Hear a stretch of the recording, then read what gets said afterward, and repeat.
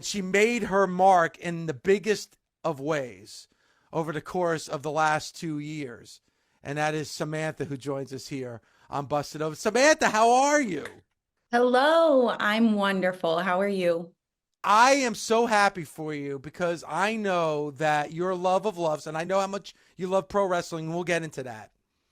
But Yeah, I yeah, also whatever. We'll get know, with wrestling, blah, blah, blah. yeah, Yeah, yeah. whatever. Yeah, We barely talk about it on the show anyway. It's fine. yeah, we try to avoid it as much as possible. but um, but I know how much a love and passion that you have for music and for singing and for being an artist. And now you're able to do that again. So just talk about how important that was for you and the growth of doing that meant to you. Oh man, I've obviously had quite some time to reflect. Um, and I when I came into the WWE and I met you prior to, and we talked about music a little bit. I was writing so much music during the pandemic. And before that, I was just stockpiling songs, really. But when you use your voice literally to pay your rent, those passion projects and that extra time in the studio sometimes just can't happen.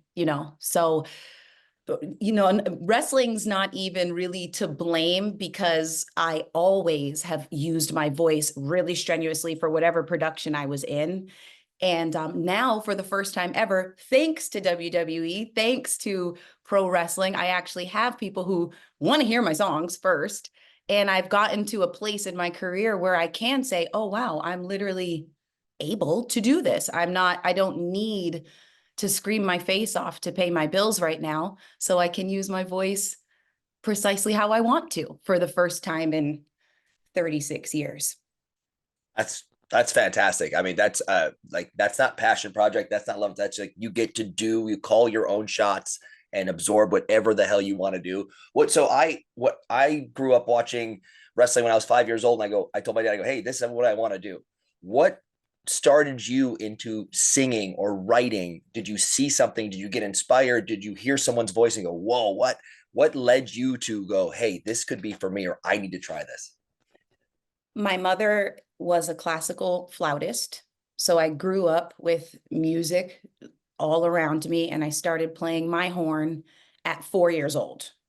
So flute was my first primary voice, but the singing, it's always music in movies, right? The Little Mermaid, Oh, Grease, Annie, Sister Act. I had that same feeling you had. I would watch that and be like, that's going to be me.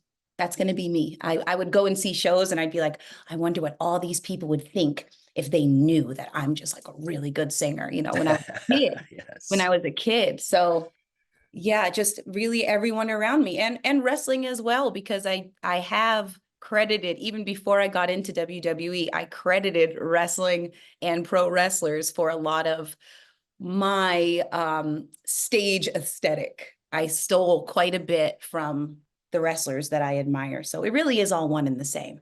But yeah, the All right, so singing, Whitney Houston, Mariah Carey, Celine Dion, Shaka Khan, just those amazing vocalists that make you get chills. I wanted to do that same thing. what's the one album? Name the one album for you that was like that's the album. That's the one. The Bodyguard soundtrack is the R&B vocalist's Bible. The Bodyguard soundtrack. Whitney Houston laid it all out on that. I don't think there's ever been a better vocal performance. So that was really the inspiration for me. Those big, huge songs. And the ring announcing was singing. So it was all the same. I was literally That's doing so great. what I always do. I was like, okay, this is a vocal performance. Those old school championship ring announcements, from the following contest to going through the stats to ending with that big crescendo of whoever is the champion, that is a song. So it just all helped. It worked really naturally for me. You also brought like personality and character to it. Like I've said this on the air. I've said this publicly many times. When you were a ring announcer, you were the best ring announcer. Like, I think I mentioned to you, like somebody who's been doing it for a long time, like a Bobby Cruz. he messaged me and said, man, she's the best. Like, this is somebody who's been doing it his whole life. Like, and you came in and you killed it, because I think because you brought your love into it. You could tell that every time you made an announcement, there was love behind it, but you also brought personality and character. Obviously, the most notable being Chelsea Green, but Imperium as well. Like, that was intentional, I would think. And did the WWE give you the freedom to do that? Yes, they did. And that's why I thank them so much, because that was my opportunity. When I first got to wrestling, everyone was like, what are you doing going to wrestling? Like, you're a singer, you're a stage performer. This is what I've always done. So people were very, very surprised. But for me, I looked at it like, well, WWE wants me to use my voice. They want me to. Like, there's no catch here. They just let me go. And I was so grateful for that. Michael Cole was my boss when I came up to the main roster, and he literally said, be you. Just go out, try it, be you. And luckily, most things worked. So yes, I credit them very much. They gave me creative freedom to play and have fun. And that was like mixing being a professional stage performer and vocalist and being like a fan that they never should have let in. I should have never been close, because I just really did all that, like, over emotion, and all that was like certainly real. And that was 100% a loss of professionalism in those moments. Well, so cool. Yeah, we don't mind. Yeah, that's fine. Yeah, of course. But in a different time, there could have been Vince 10 years ago going, don't go out there and try and get yourself, don't take away from a match. And meanwhile, this is something that everybody gravitated to. And again, like Dave said, like, it's showing your love for music that you're creating and the love for the business and being a part of it. I think that's such a special thing, because so many of us, we gloss over things. We're like, oh, hey, like, Mike Chioda's a fantastic referee. Like, why? Well, because I didn't see him. And then he made this one, when he stepped in and did his thing, it meant that much more. So I think when we see you doing your thing and going 11 out of 10 and crushing it, I think it inspires other people to go, well, you know what? For years, it was just saying this name and being off camera. And now this is a new part of sports entertainment, to where you can be entertained and enjoy it. And then the match is starting. Like, what a huge thing. I think that is such a great moment for the business, when you're able to have that creative freedom that so many others do in different roles. And I really think you've embraced that and done so well. And everyone wants to hear your voice, and everyone loves that emotion behind it. And you said, is there something that inspires you to be in the moment like that? Or is it just the love in general? It's you guys. It's the superstars. It's literally you guys. I'm so grateful for the decades of entertainment. I am a hardcore lifelong fan. There is not a day of my life that I didn't think about wrestling. My father raised me on it. And I am just so inspired and in awe and amazed by what you guys do, the superstars. That's the most important part. So even though the job for me was not really what I wanted to do, because it's so nerve-wracking, it is so much pressure. I give all the credit in the world to announcers, especially in the WWE, because Vince didn't let us use cards and stuff like that. Things change all the time. You go to sleep the night before a pay-per-view, you do not know what you are going to say. Right? It's much better now, but when I first started. So really what always carried me through was the stories that you all were telling, the matches, and just trying to enhance that story and enhance what was already going on. And also, as a fan, I've watched wrestling forever. Like I said, I've been excited for a pay-per-view. I've been disappointed by pay-per-views. I've gone to sleep like, oh, okay. You know what I'm saying? I was that person. I just didn't get on Twitter and say, oh, but I was that person. I drove my brothers crazy. I'd be like, this, they should do this. I don't like this, So to actually, as a fan, get a chance to like be in there and say, okay, you know what? I have like a big ass voice. I have a lot of characters and all kinds of stuff. And I want to make it better. I want to help make the show the best that it can be. So that was my little sprinkle of Broadway that I Broadway that I brought in And thank you. I'm very, very proud of it. I'm so proud of it. I think one of the big reasons why the fans loved you as much as they did, and it's one video that went viral. And say what you want about the man himself. I think he's a fraud, but when The Rock came back, and you saw that I like didn't say that, Rock. I didn't say that. I'm a Cody crybaby, so I have every right to say that. Clearly, I'm a Cody crybaby too. Clearly. Oh God. We'll get into that in a second. But when The Rock came back on Smack, I think I have a bad connection. I'm gonna get out of here. And you were sitting there, and all of a sudden The Rock's music hit, and you jumped out of your chair, and you were like, "Oh my God!" and your jaw just dropped. Like, in that moment, the fans were able to connect with you, because it's like, wow, even somebody who's a performer and somebody who's out there doing this, you are just like us and is excited like a fan would be. And I think that really, you made a special connection right then and there with the WWE universe. I love that. I love wrestling. I'm so glad I didn't get in trouble for all this stuff. Really, honestly, it's so unprofessional. But I think that part of Samantha Irvin's story is that she was a fan and she got a chance to be there. And it was true. I got a chance to be there, and I had never heard The Rock's music hit. I hadn't heard that. So no matter what, even though there were some rumblings, obviously somebody was coming out. It wasn't Jinder Mahal, he came out and so something was going to happen. But no matter what, you'd have to be dead inside. And if you are, find something else to do to make yourself love life again. You would have to be dead inside to hear that music hit, sitting in my chair with my background and my past. And I'm just thinking, I know my dad's going crazy. I know my dad's going crazy. And people still to this day, they're like, I love how you announced The Rock. And I'm like, I actually didn't announce The Rock that day. I just freaked the F out that day. But yes, I loved that. And that's the best part of the job, is connecting with the fans, the commercial breaks and looking around at the we all would just be talking smack. I didn't really stop being a fan, unless I had an announcement to make. Then I was like, I'm very professional. But when the mic was down, I was being an idiot. And I thought I was going to get in trouble. But then WWE, they liked it and they were happy with it. So then they put the camera on me, and it just became just fun to interact with the fans and just react naturally. Because regardless of if I know something, right? Because everyone's always like, what does she know and what does she not know?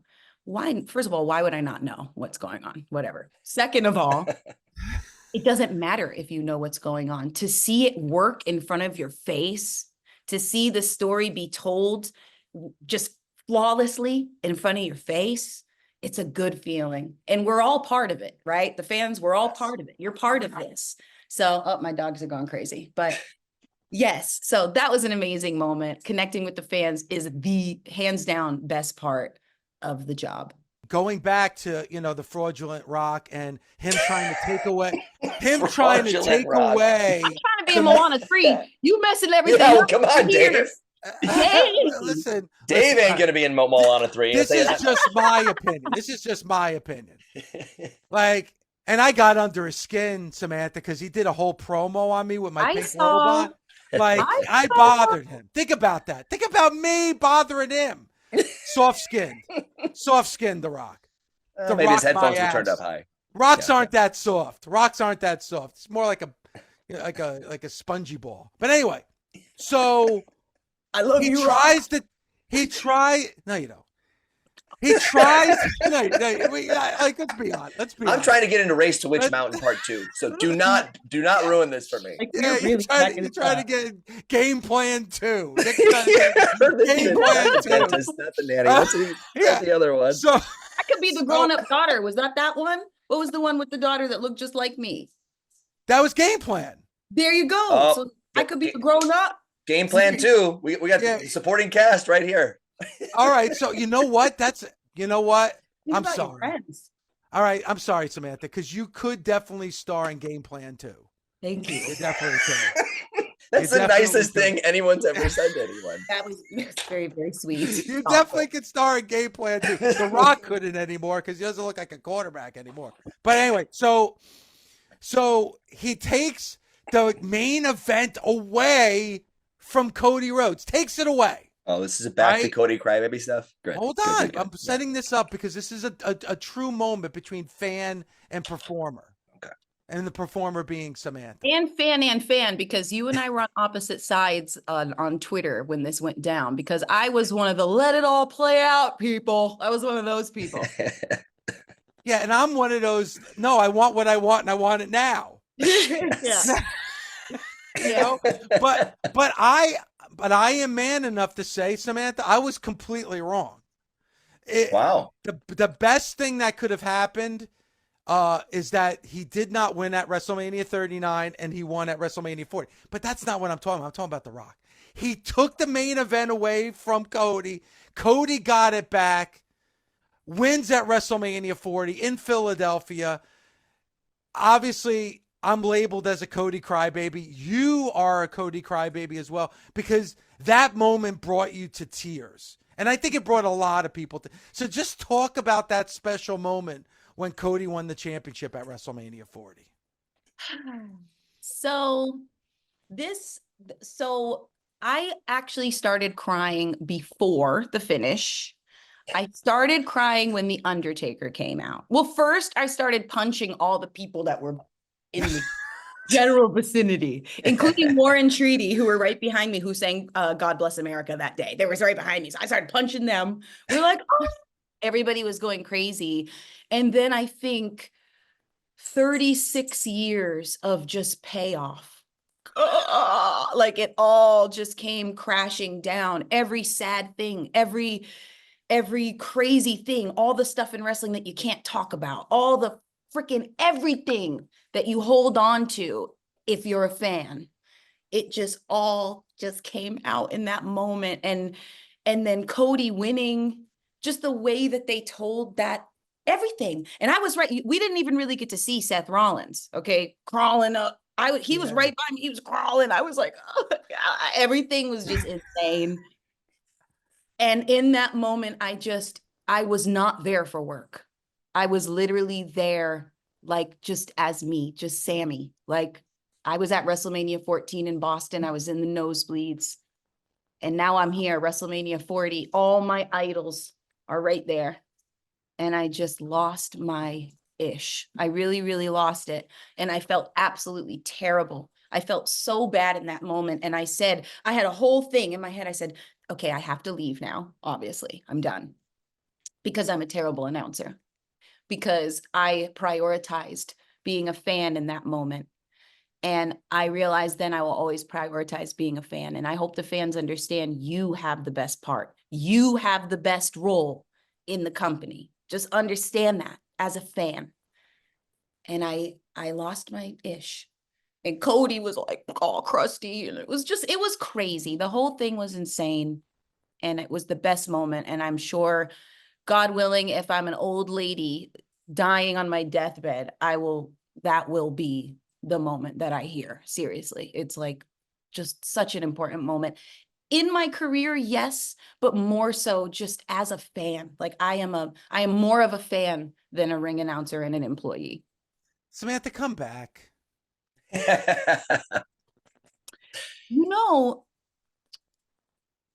Uh-oh.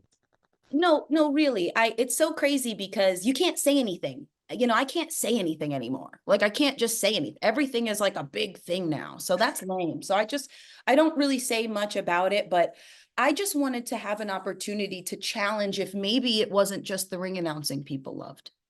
I just wanted an opportunity to challenge that notion. Give me a chance to see if maybe it's just Samantha. Put me in some other positions. I really do talk to the girls backstage. We really are in the locker room together. We really are helping each other out, and let me be in a backstage. Let me speak. I never spoke, not one time, except for when I said, thank you, Lillian, when she hugged me up in the thing. But I've never said a free word, so I wanted an opportunity, and I know it's hard to believe. And like I said, I had so much time to reflect. So when I said, I don't like announcing, like, that's not really what I want to do. It's hard. It's like, you got to memorize. It's like, it's a real job, people. Like, it's not just the craziness that I'm doing. It's a real job that I'm honestly not good at, because I'm going to cry if Shawn Michaels comes out. So I'm not good at this. So That's what made you good at it, though. That's what made you I good at it. I know. And I honestly didn't understand why people were so upset until like 2 days ago, really. Because I was like, let me just be quiet and try to understand. And then I read something that Key and Peele aren't, like, they don't talk. They don't talk anymore. I don't know if this is true, but I read that. And I was so upset. And it just hit me. I said, that's like me saying I don't like announcing.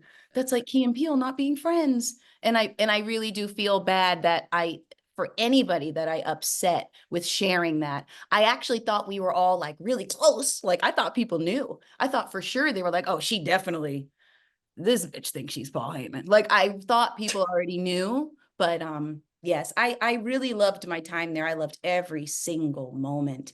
And for me, Samantha Irvin always had a plan. She always was thinking about how she was going to get out of that chair and get on the other side of things. All right, so let me ask you this, and maybe it's not in WWE, maybe it's with another company. What would be your dream role? Like, what would Samantha want to do in the world of pro wrestling?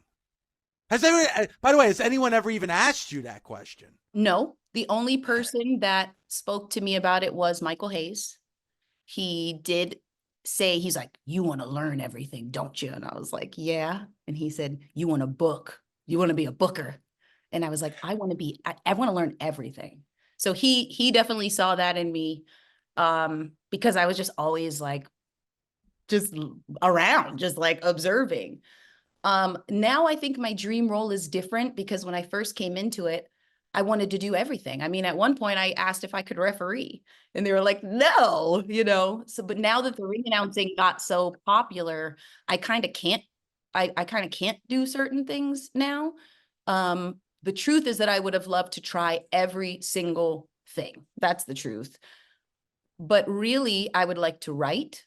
And when I got the job, I was actually interviewing with another department in WWE. I was on an interview with another department in WWE when the announce team called me and said, are you interviewing with another department?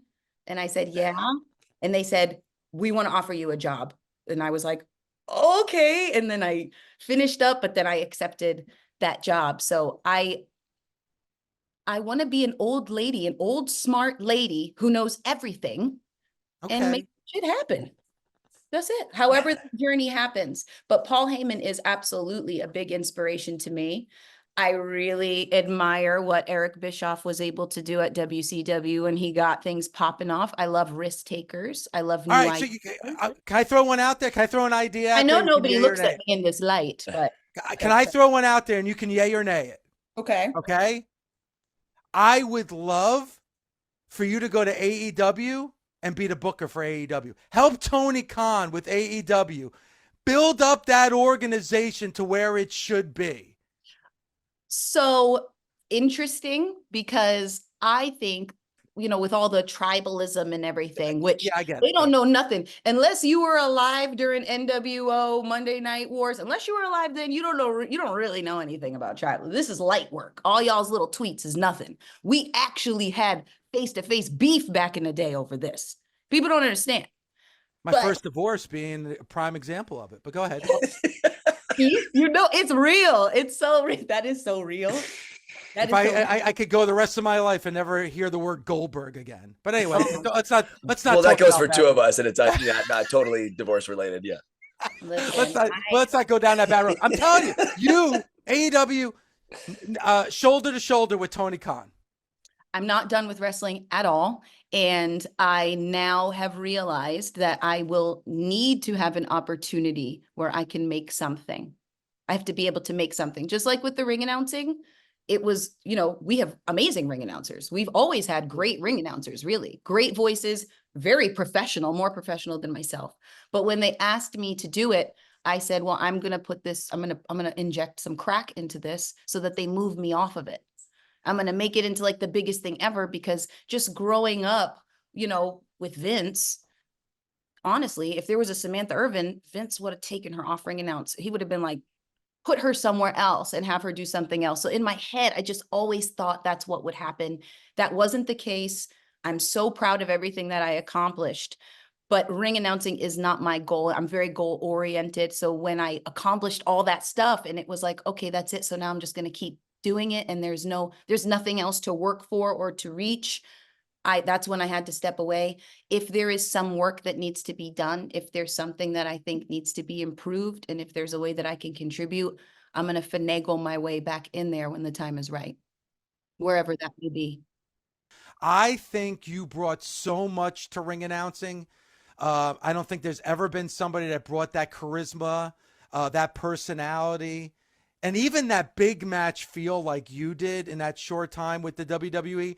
And I hope that the right people are listening to this interview and give you the opportunity that you have not only deserved, but you've earned. And I really can't wait to see how your music career blossoms, but also that this is not the end of your pro wrestling career either. Thank you so much. That means so, so much to me. Thank you. Thank you. And Nick, you are so funny. I died laughing. At one of my Died matches? on the- That's disgraceful. No, your set That was you did- Goldberg's fault. Oh, okay. Your set that you did on the Jericho cruise. Oh, thank you. Thank you very much. That was an absolute blast. That was fun. So incredible. So yes, thank you guys so much. It was great to talk to you.